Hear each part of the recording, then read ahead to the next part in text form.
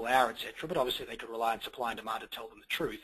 However, they were finding themselves doing a lot of creative accounting for, and I don't mean that in a negative and unethical sense. I mean quite literally, they were being forced by their major corporate clients, in most cases for these professional service firms, irrespective of what your hourly rate is and irrespective of how you want to bill for this is about what this piece of work is worth to us. So you better, reverse engineer your billable hour, quote unquote, to meet that need, because they were getting a lot of pressure.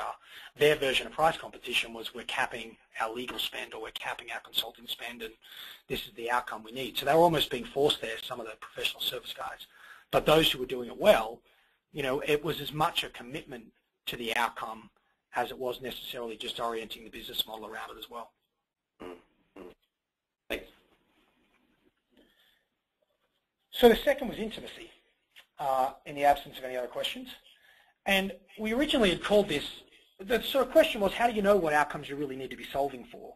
And it was intimacy that sort of rose to the top of what people were doing. And I've got multiple examples of this, and given I'm going to kind of move as quickly as I can through these as well.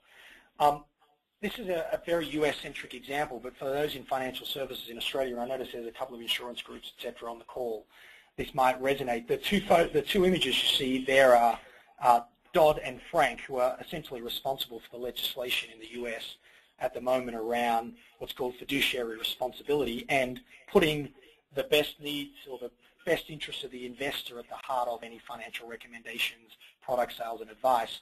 A transition Australia went through probably about 10 years ago, if you think about it. I actually think it's kind of ridiculous that we have to legislate that people put their investors' interests at the center of their decision making, but that's a story for another day. We were working with a broker-dealer